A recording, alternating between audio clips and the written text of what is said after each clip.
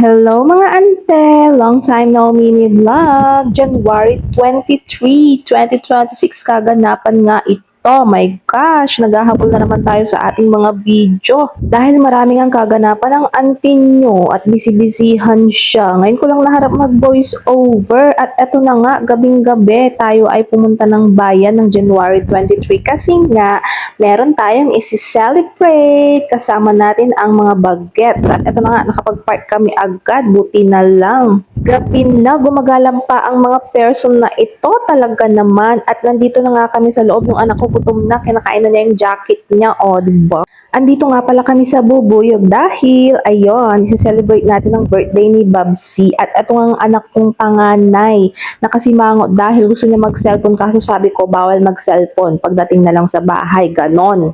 Habang hinihintay nga ang foods, pinipicturean si Babsi ng kanyang papa at gusto na niyang buksan ang kanyang cake. Ayan, dahil birthday niya ngayon. Si Kuya Sean, hindi na niya napigilang kumuha ng mga palamuti doon sa cake. Ayun, kinuha na nga na yung candy. Habang wala pa yung food, naisipan namin kantahan na ng happy birthday si Babsi. At ayan na nga, excited siyang mag-blow. Kaso sinasabi ni Jusawa, wait lang, ganon. At si Kuya Sean, sarap na sarap doon sa candy kinuha niya doon sa my cake.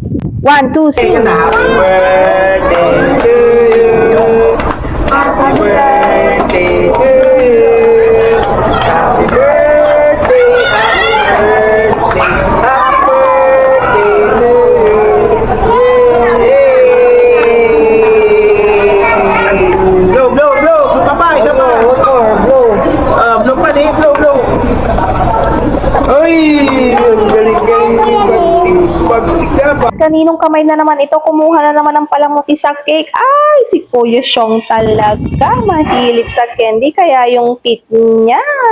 Hello, Ate Bri, at kasama din namin si Mama, at ang mga batang ito nagkakagulo sa cake, at yung anak ko nakatayo sa upuan, talaga naman baka mahulog ka dyan.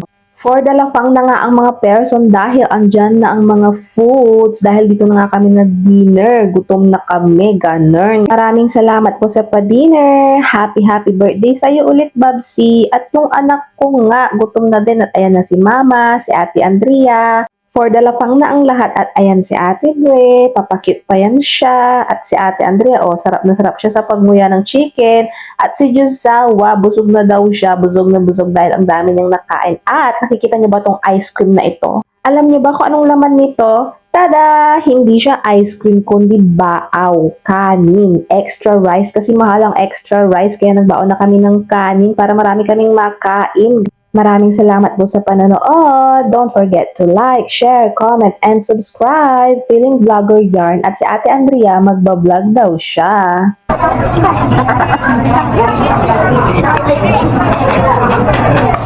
Ayun na guys, kinain ko na lahat ang aking pagkain.